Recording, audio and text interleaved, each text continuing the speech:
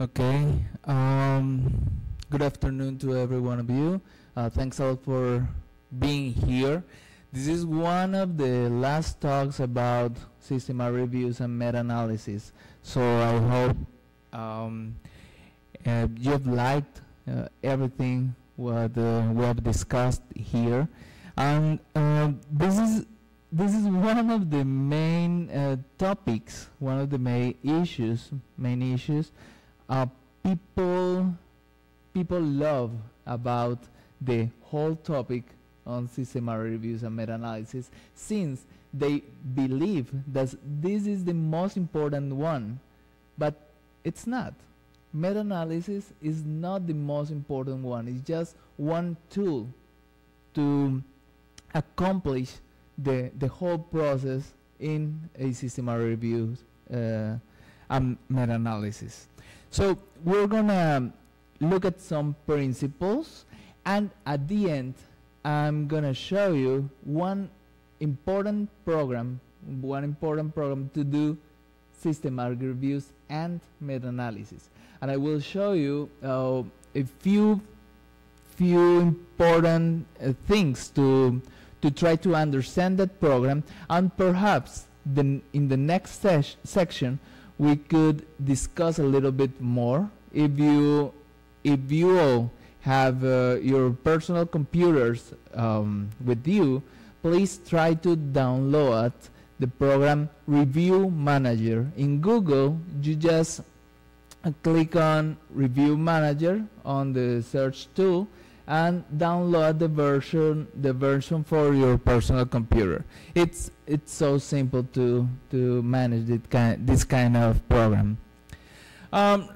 Remember, you know, I've been trying to go back to these directions since it is important for us to understand each of the important steps to accomplish, to do a systematic review. And remember, the meta-analysis is only one part. It's only a tiny part of a systematic review. So the most important thing is that we perform a really good systematic review. If we get everything well done, we just put some data on the statistical program and we get the meta-analysis. Of course, after that, we need to analyze data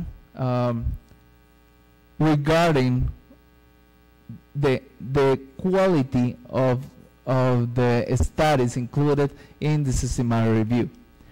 So remember, we have the first step, formulating the PICO question, then writing the protocol, and of course publish the protocol in Prospero, for example, or in any other journal that accept protocols for systematic reviews. Then we go for the literature search, then the abstract screening, then the full text screening, and when we have the included studies, we go for data extraction and result bias assessment. After that, it's the step on the meta-analysis. That's the topic today. But remember, the whole process comes very, very long, and if we do it well, if we do a great systematic reviews, that's something simple to do. The meta-analysis would be something simple. Then, or at the same step, we perform the grade or assess the quality of the evidence we've included on this kind of process. And at the end, we could have our systematic review published. So the definition for the The meta-analysis is just a statistical analysis. Most of them are simple, most of them. However, some others are really, really complex, and you need to analyze data, transform data, apply some different formulas, use different statistical programs, and perhaps you would need to require a biostatistician to perform the meta-analysis. Yeah, the simple between quotes ones, you could do it by review manager, and it's okay to do that. Meta-analysis refers to the analysis of analysis. It's a statistical analysis of a large collection of analysis results from individual studies for the purpose of integrating findings. It connotes a rigorous alternative to the casual narrative discussions of research studies, which typify our attempts to make sense of the rapidly expanding literature. Remember, everyone is trying to perform a systematic review and meta-analysis. So we're saturating information. We have a lot of information, and since we have that kind of amount of information, we're increasing the need and the total amount of systematic reviews. Most of them are not good enough, but we have good ones, good published, good systematic reviews published. So remember, meta-analysis, just the analysis of analysis. It's a statistical analysis. Then why to conduct a meta-analysis? So we're trying to summarize published literature.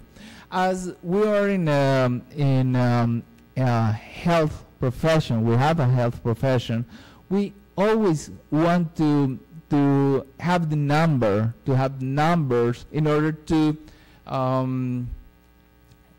consider the probability to have one condition, or to diagnose another thing, or the prognosis to other topic or other condition, other outcome. But it's not always feasible or relevant to perform a meta-analysis, and we have discussed during all these talks about it. If we have a lot of heterogeneity, it's not good to do it. Then we might stop in systematic review, the qualitative synthesis, and not performing the quantitative synthesis. So we summarized published and unpublished literature. It's something, a kind of more objective summary of literature compared with the narrative review. The narrative review, remember, as we said, that it's something subjective.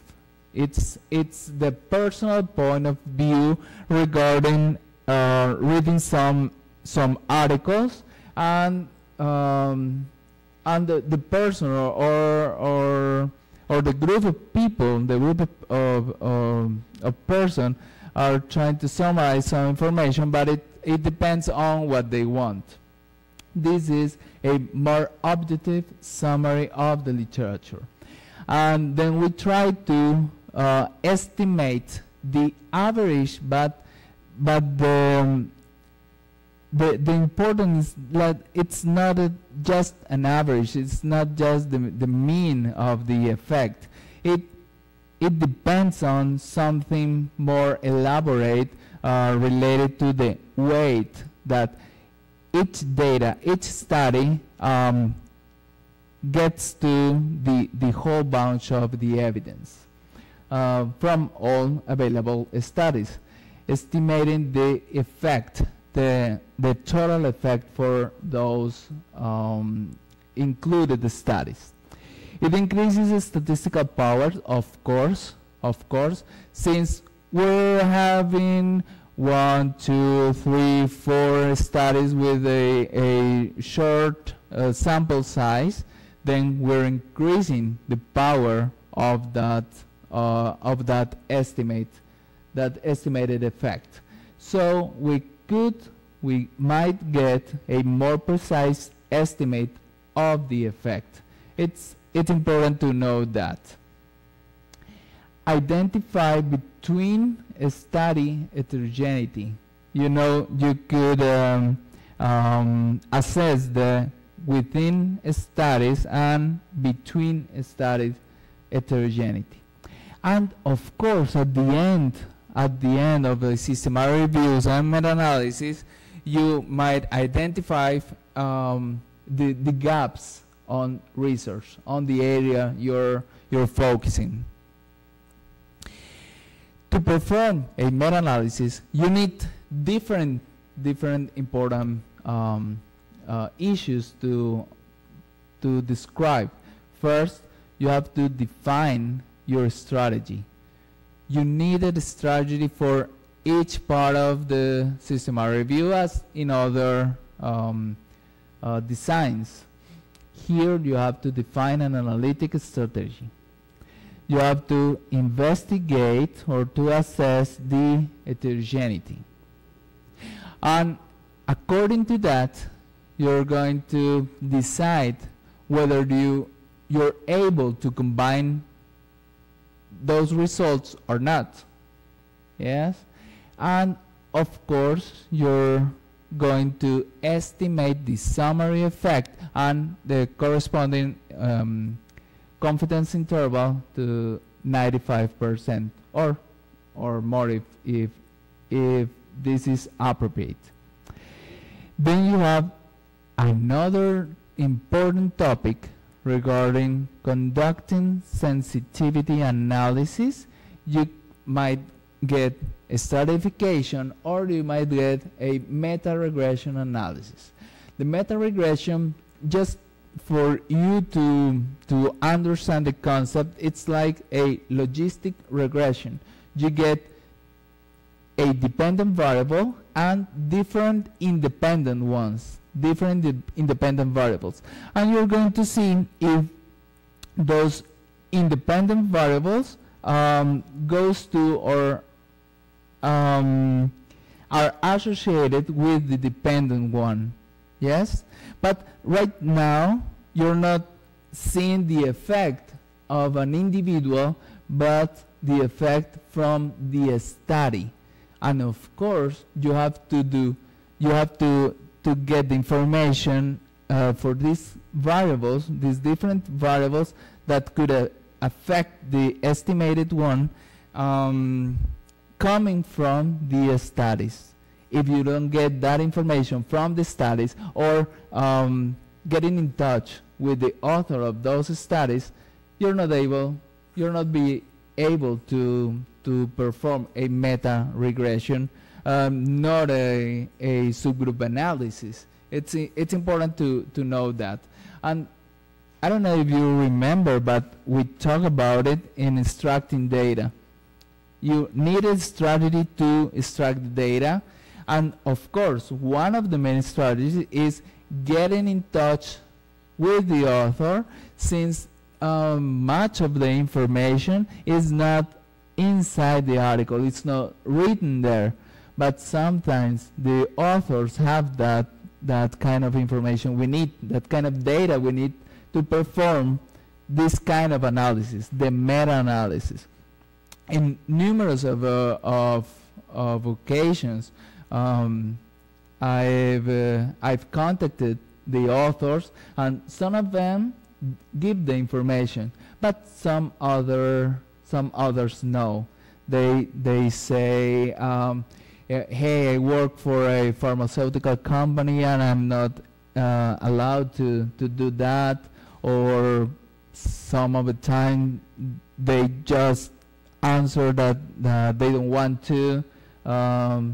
Either you're explaining that you're doing a systematic review, but it's okay. You just have to try to understand people, and if that's not possible, then you have to write it down on your article. So it's important to understand that you might do a sensitivity analysis, a subgroup analysis, or sometimes you're able to do a meta-regression, which is a upper level in the meta-analysis section. We could do two kinds of models in meta-analysis. The first one is the fixed effects. The other one is the random effects. Fixed effects or random effect meta-analysis.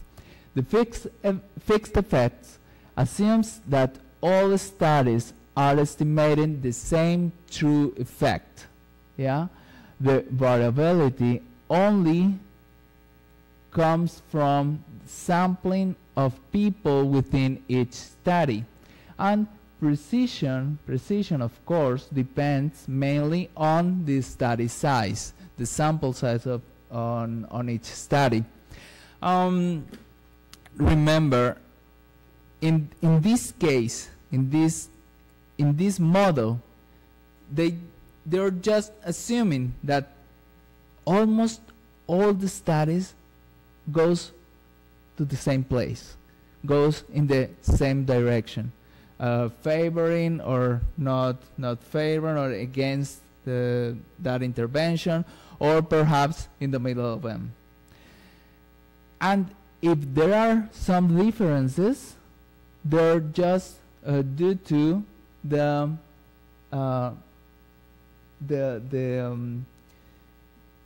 variability, nothing else. Yeah, nothing else, not other variables that could affect the estimated effect. For those who like a lot of mathematical formulas or statistical ones, this is the one related to the fixed effect. Yeah, just for you to know it. The fixed effect analysis make the confidence interval really shorten. The random effect make the confidence interval longer or wider. The random effect, then, studies are allowed to have different underlying or true effects. So it permits the variation between studies, and the variation within each study. So remember, in the fixed effect, the variation, it's just the variability inside the study. Yeah, nothing else. There are no other variables around that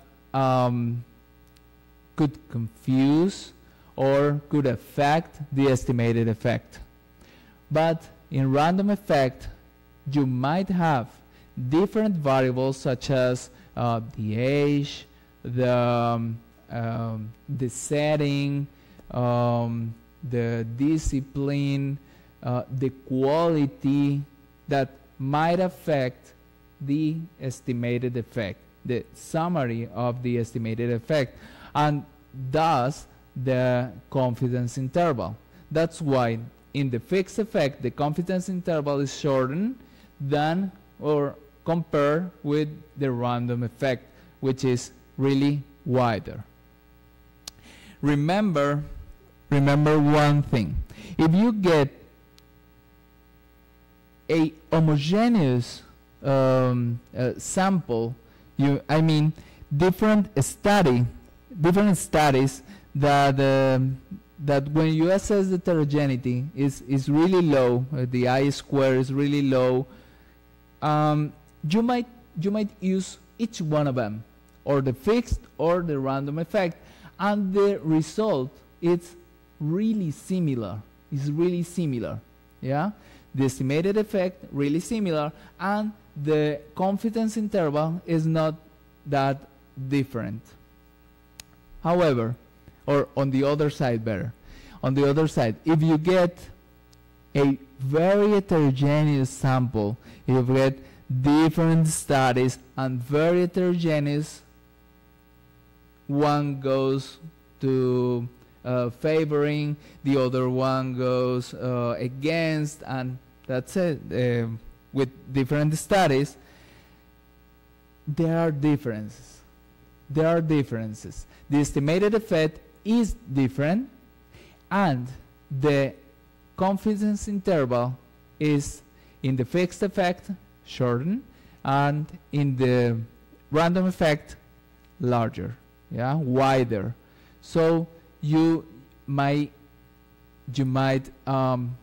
get confused when you get your data, when you get your results, and of course you're going to interpret and to take that data and generalize to your population, and it's wrong. So you have to analyze really well what you're doing, and perhaps ask for help with by a statistician or some people that could understand how to do this, because remember, this is important for all of us and mainly for the patients. Remember, with this we change conduct on the patients, so it's important to do it really, really well. This is important for people who likes statistics, mathematics. We're not going into this. It's not the focus on the talk.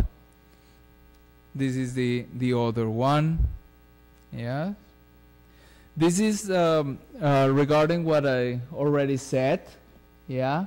Random effects generally yield larger variances and, of course, confidence interval. But you need to understand if it's important to perform a random effect meta-analysis, if it's important to perform a subgroup analysis, yeah, to try to explain why we find high heterogeneity between these studies and across, of course then. If we have high heterogeneity, then we run a random effects model, and they try to understand or to accommodate the weights for all the different studies, and mainly based on the sample size. And it's really important to understand this in order to do a very good meta-analysis. You might use the sensitivity analysis to try to explain heterogeneity. Then, for example, you might exclude studies that have particular heterogeneous results. You might have 5 or 6 studies included on your meta-analysis. 5 of them are just favoring the intervention, but perhaps one of them are totally against the intervention. Well, exclude that one, run again the meta-analysis, and see what's the variation between the estimated effect. That's important to explain. It's important to show that kind of differences between having that study in the meta-analysis or not having it. It's important to explain to the readers, to our readers. You might perform a separate analysis based on the study design. perhaps it's not good to combine cohort studies with case control studies. Yeah. Although there are some articles that say that the estimated effect is almost the same when conduct different analysis from cohort studies and case control studies. But I think it depends on the condition, it depends on different variables around, so try to have it in mind. You might conduct analysis by geographic location, for the period, or study quality. It's important to have it in mind. But meta-analysis have a lot of limitations. You have heterogeneity. Most of the time, we're finding a lot of high heterogeneity across and within studies. It's important to realize that there are a bunch of differences between those studies and inside them. So if we have a high heterogeneity, perhaps wouldn't be good to perform a meta-analysis, but staying on systematic review. Or the other thing you have to do is just try to explain why is high that heterogeneity based on sensitivity analysis or subgroup analysis, or perhaps performing a meta-regression one. Sometimes it's difficult to evaluate the dose-response associations. Sometimes we want to do it, but it's not always feasible. You have difficult to examine population subgroups, since, remember what I already said, we don't have the information coming from the studies, and we need to ask the authors. The errors, the mistakes in original work cannot be checked most of the times. If they typed erroneously, well, we're confident, perhaps we're believing on that data, but sometimes it's not right. We could have errors in data extraction. Then that's why it's important for you to analyze data extraction or extracted by two people, or one extract and the other one just take a look on that and revise that everything goes well. We have a limitation by the quality of the studies included. You might have two different ways to do a meta-analysis. You might exclude exclude low quality studies since the beginning of the systematic review, or you might perform a subgroup analysis based on the good ones and the low quality studies, and analyze if there are differences or not. Yeah, both strategies are accepted in literature, but you just have to define it on your protocol. Yes, and of course referencing how you accepted that kind of conduct. And of course, you may be influenced by a publication bias. Most of the published systematic reviews are based on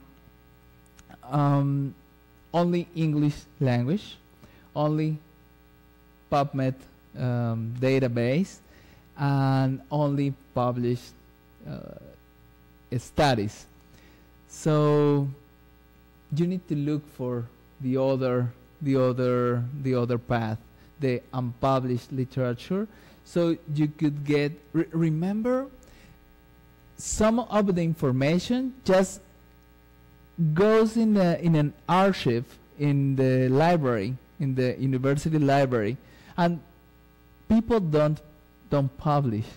So it's important to go there and try to get extracted that kind of data in order to have the best analysis possible on systematic reviews and meta-analysis.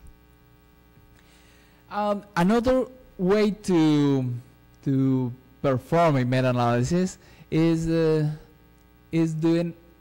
called individual patient data. So in this case, you're asking those included studies, you're asking the person, the author, to send you the database, so you can perform by yourself the analysis, and at the end, of course, you're gonna get something really good, really high quality analysis. So the strength of doing this is that you increase standardization, you can examine rare exposures, you can analyze population subgroups based on the database. You have the information. Sometimes you might reduce publication bias, but some limitation is that it's expensive, time consuming. You need to be almost friend of those authors, so you require close cooperation with many investigators, and of course you might get the mistakes inside the database, but we hope that doesn't occur. And this is only for you to remember the mathematical formula for a meta-regression. It's not the focus on this talk. Is only for you to understand that this is another kind of this is a part of the meta-analysis, and you need to have enough information to perform a meta-analysis.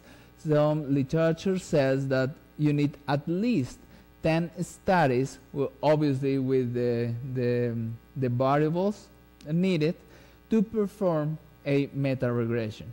Of course, it's difficult to get. It's difficult to achieve the data to perform the meta-regression, but it's important to have it in mind. It's one of the tools, and of course we could do it. So thanks a lot to the University of Campinas, Leonardo Reis, and this is my university, Universidad del Valle, and the research group in urology in Cali, Colombia. Thanks a lot. I hope you liked the talk. We're gonna remember I said I wanted you to look at a brief about Review Manager. If you have your personal computer and you downloaded this tool, this program, then you might follow what I'm going to do. Otherwise, well, I'm going to do some important things here.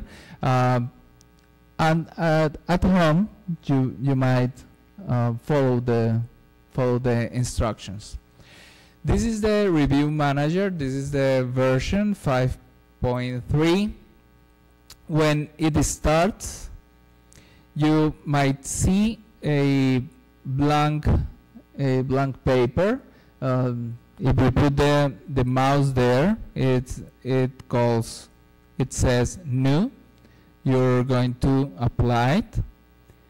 This is the welcome, and you click on the next. You might choose the type of review you want to perform: intervention, diagnostic test accuracy, methodology, overview of reviews, or you wanna change things a little bit, a flexible review.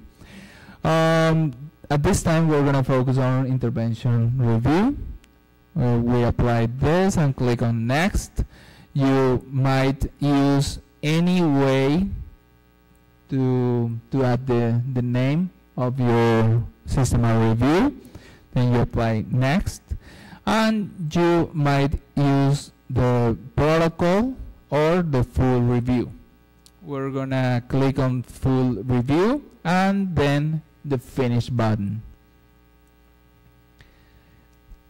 This tool is free. It's free for each one of you.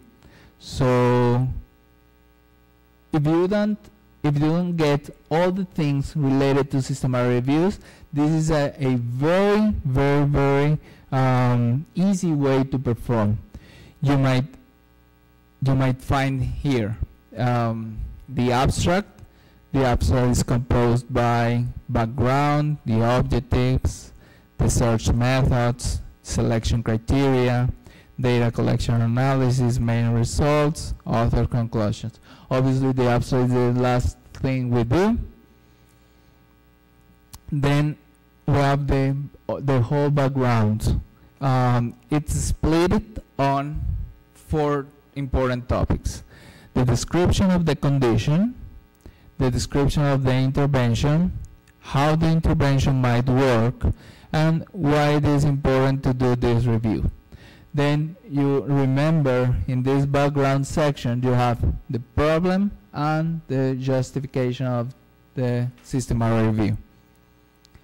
Then you write down the objectives, and you have here exactly everything we've talked during these talks.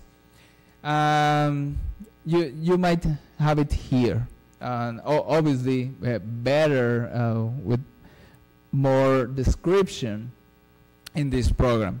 The criteria for considering studies for this review, the types of study, types of participants. This is the PICO question, the outcomes, how you're gonna search or identify the studies, the electronic searches, the other resources, the data collection analysis, selection of the studies, data extraction, risk of bias, measures of treatment effect, the unit of analysis, missing data, assessment of heterogeneity, reporting biases, data analysis, subgroup analysis, and sensitivity analysis. And of course, you're having the results. This is just for you to go there and try to play around. It's important for you to know this kind of program. But I'm going just for you to learn how to include a reference. You go on the left side of the program, studies and references, references to study, and included studies. In these included studies, you're going to add a study. Then you add here any name, Garcia 2009. Then you click next, next, next, and you could go to finish. The other one, for example, Martin, 2010. You might apply on next, next, or finish it. And we might add perhaps Salgado, 2006, and you might finish. This is only the name, of the study, but this we haven't aggregate the references. That's something else. This is only because I want to explain a little bit how to perform a meta-analysis here. Then you add some studies, 1, 2, 3. Then you go to data and analysis, and you might add a comparison. Then I don't know if you remember at the beginning of this workshop that we performed a meta-analysis regarding cytoreductive nephrectomy versus no intervention in patients with renal carcinoma, metastatic renal carcinoma, and the outcome was overall survival.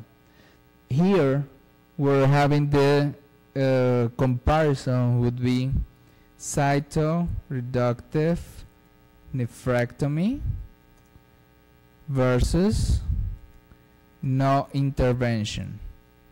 Those are the cytoreductive nephrectomy is the intervention, and no intervention is the control. Then that's the comparison. You might click on next, and we might add an outcome under that comparison. Remember, this is based on pairwise comparisons. Cytoreductive nephrectomy versus no intervention. Then we're going to add an outcome, just for the example, under the new comparison, and then we might continue. The outcome is perhaps mortality. Yeah, mortality is a dichotomous outcome. Then we click on dichotomous data type. Then we go on next. The name is mortality. We might be sure that the group label 1 is cytoreductive nephrectomy. Perhaps we could do it here.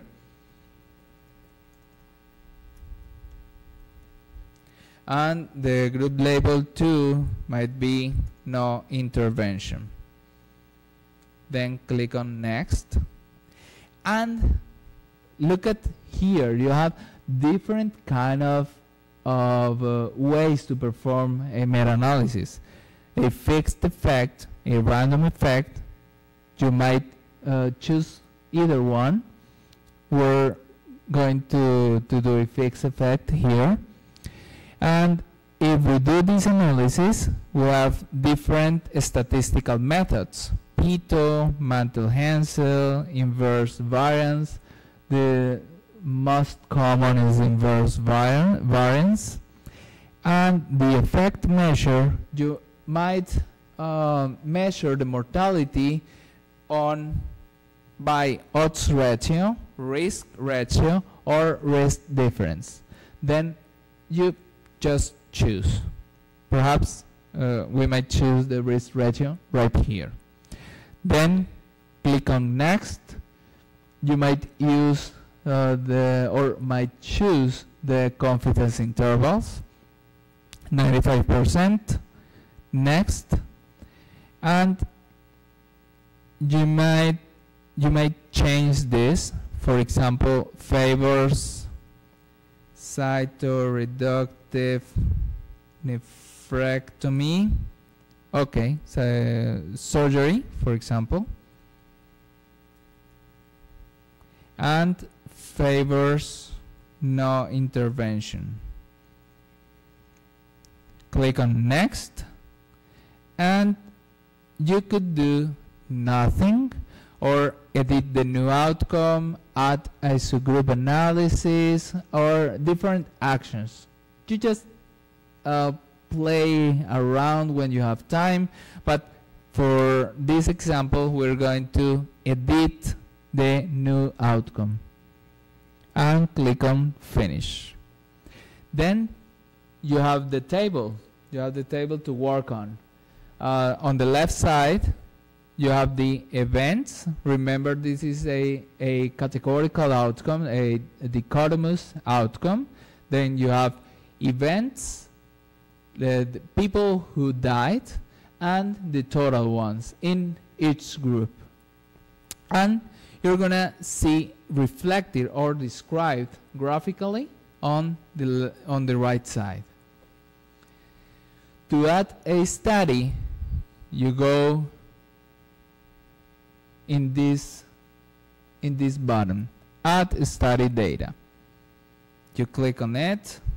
We're going to choose all of them, Garcia, Martin, Salgado, and click on finish.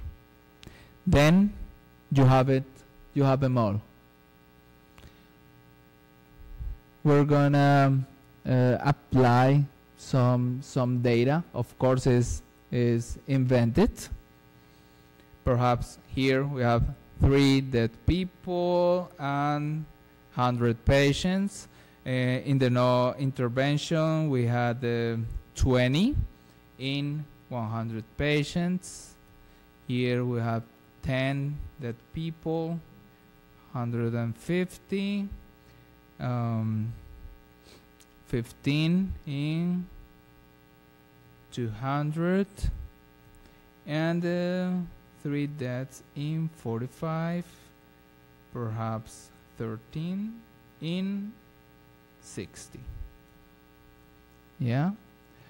So you've noticed that exactly while you were writing down the data, entering the data on the program, you get the weight of coming from each study, the risk ratio, yeah, it calculates the estimated effect, and the 95% confidence interval.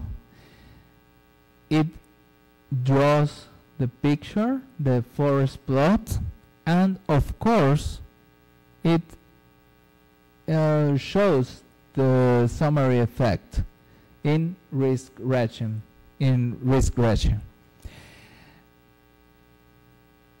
If you go to the right here, you might find a I-square of 70%. So it looks like it has high heterogeneity. Then you might go for this button. We chose the fixed effect, and now we realize that there is high heterogeneity, so we need to change it to random effect analysis. So look at it. So look at the change on the diamond. This is fixed effect, and this is random effect. This is why you need to be very careful when you're performing a meta-analysis. Look at the differences.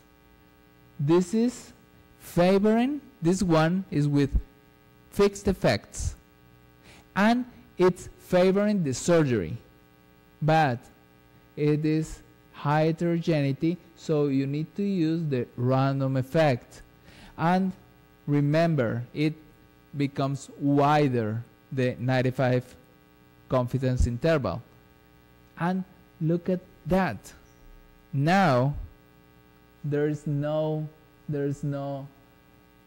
difference between the two interventions. So if you click on the run model, you're gonna share something wrong to people. And remember, with this, the whole clinicians make a conduct. Yeah, so that's important. So if you don't want to use the risk ratio, you might use the risk difference, or perhaps you might use the OR, the odds ratio. So you can manipulate data, manipulate graphs based on this program, and really easily. If you perform a meta-analysis on R, is really tough. It's not difficult, but you need a more elaborated plan. If you want the funnel plot, you just click on the button and you get the figure. If you get the result by a summary, of course we're not going to have it. Here we might have the red, yellow, and green draws there in order to see which one of them are good and which one of them are bad. Well, okay, this is what I wanted to show you. It's important for you to know this kind of program. You might use it to perform sensitivity analysis, for example, clicking on the checkbox. You might see the change on the estimated effect, perhaps this one or this one. Yeah, you noticed the estimated effect, the magnitude of the effect, the summary one changes when I add or exclude one of those studies. So that might be explaining the heterogeneity. So be careful when trying to extrapolate the result for this. So you have a lot to try to digest, to try to play on your places, on your own places. Please download this kind of program. So it's an important one to perform meta-analysis and systematic reviews. So I hope you enjoy when you're playing. And of course, if you have any questions, you might ask by my email or by the YouTube channel on UroScience BR. Thanks a lot for being here. It's been a pleasure. So we see you next week. Thanks a lot.